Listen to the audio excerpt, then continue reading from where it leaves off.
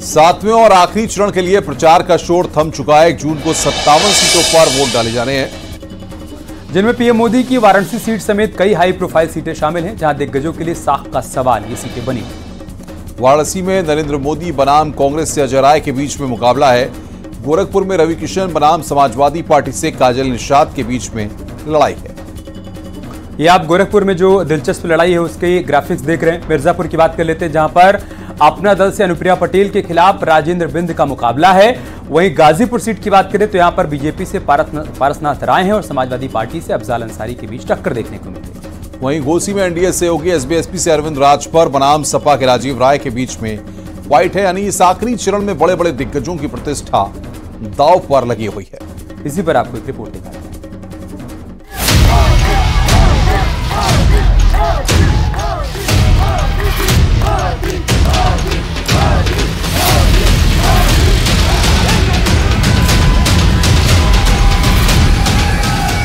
ये देश के नक्शे की वो तस्वीर है जहां आखिरी चरण के लिए 1 जून को वोट डाले जाने हैं।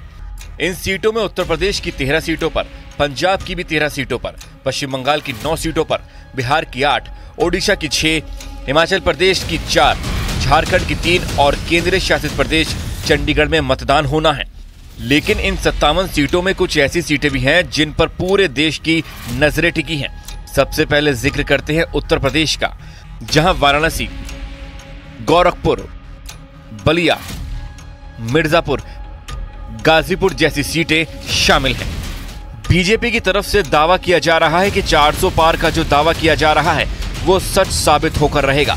सुनिए गाजीपुर में रोड शो के दौरान केंद्रीय गृह मंत्री अमित शाह ने क्या कहा।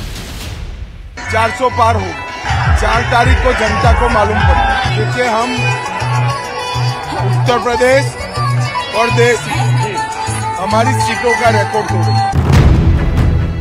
उधर गोरखपुर जैसी हाई प्रोफाइल सिटी पर चुनाव लड़ रहे रवि किशन के समर्थन में योगी आदित्यनाथ ने भी प्रचार किया और यूपी को पूरी तरह से माफिया मुक्त कराने का वादा किया। उत्तर प्रदेश अब माफिया मुक्त लगभग हो चुका है। जो बाकी एक आध बचे होंगे उनको भी वे भी सफाया हो जाएगा। इनके वॉर रूम में बाल नोचे जा रहे हैं। अब ब्लेम गेम शुरू होगा। 4 जून के बाद इसको कोसेंगे, उसको कोसेंगे। आप देखिएगा ना, ये 26 लोग प्रधानमंत्री बनना चाह रहे थे। हम लोग 5 जून के बाद फिर से हमारे पास लिस्ट आ जाएगी पूरी साल की। हम लोग कहीं ना कहीं किसी कार्यक्रम में फिर 5 साल जैसे चलते हैं वैसे चलने लगेंगे और देश की सेवा, गरीबों की सेवा करेंगे।